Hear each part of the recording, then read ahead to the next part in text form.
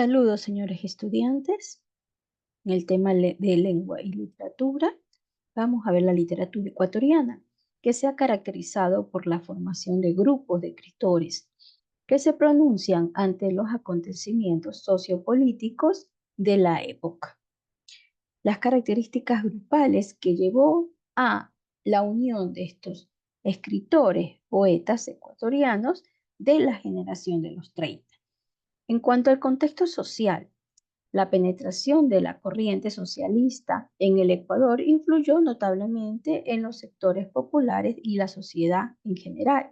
La influencia indigenista que tuvieron ellos, el indigenismo que llega al Ecuador con la obra Plata y Bronce de Fernando Chávez, que fue publicada en 1827. El realismo literario, la literatura de este periodo, se caracteriza por el realismo incorporando al hombre diario y a su tierra en la narrativa, y completamente también la búsqueda de la identidad.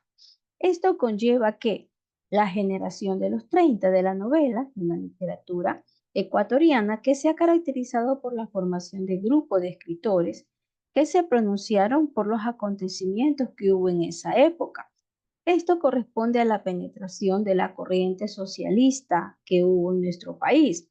Esta corriente que no llegó al poder, sino sobre todo al grupo de los intelectuales, desde que influyen notablemente en los sectores populares y la sociedad en general. Las características de la generación de los 30, los temas centrales que tuvieron los personajes y su lenguaje.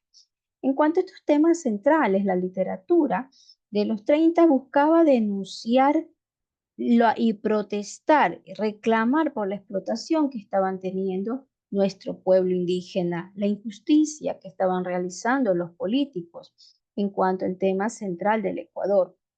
De los personajes representativos a estos grupos humanos, como el montubio, el cholo, el indio y el obrero, que eran los que nos daban nuestra mano de obra en el campo, en la agricultura.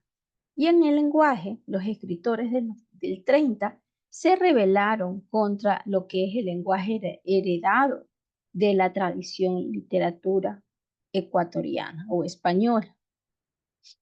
Estos grupos de la generación de los 30 se dividieron en dos grandes grupos, los grupos de la Sierra y el grupo de Guayaquil.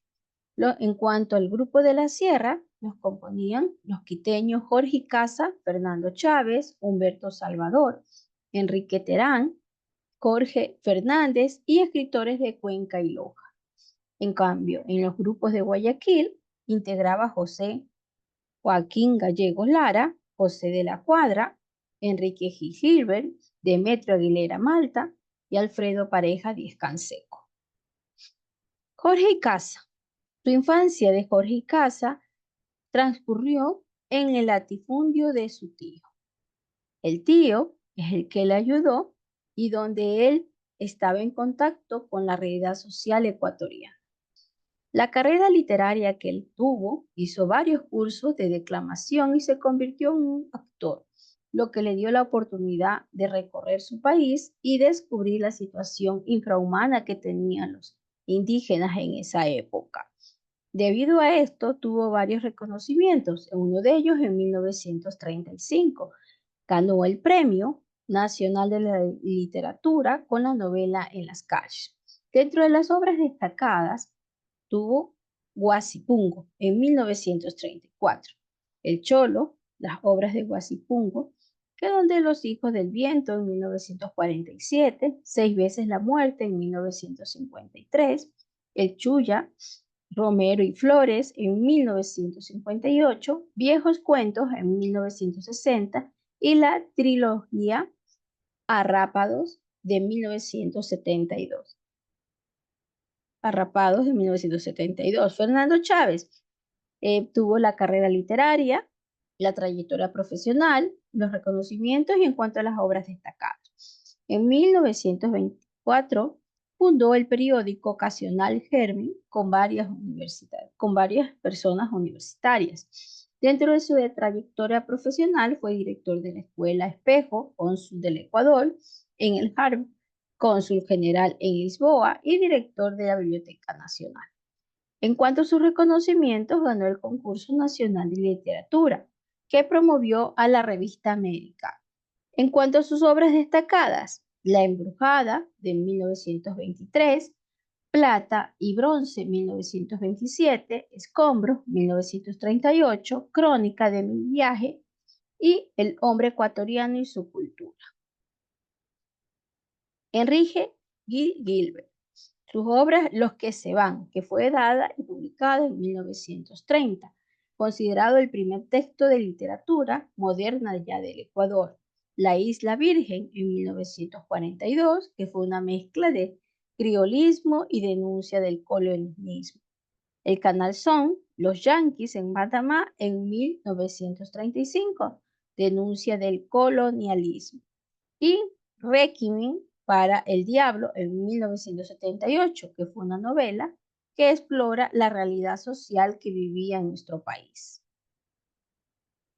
Dentro de esto tenemos Adalberto Ortiz, escritor indigenista, narrador y poeta indigenista ecuatoriano, que es representante de lo que era la negritud ecuatoriana. Dentro de su trayectoria profesional, ejerció el magisterio y representó al país en diversas funciones diplomáticas. Sus reconocimientos. Prohibidos sus libros por el gobierno fue en 1963, donde emprende un viaje a Europa y luego a Estados Unidos. Dentro de sus obras destacadas tenemos la novela de Yungo, La historia de un negro, Una isla y otros negros, traducida a varios idiomas. Su poesía Tierra, Son y Tambor, Vigilante, La envoltura del sueño y el teatro que fue el retrato de su obra y de su pintura. Con esto, muchas gracias. Nos vemos hasta la siguiente clase.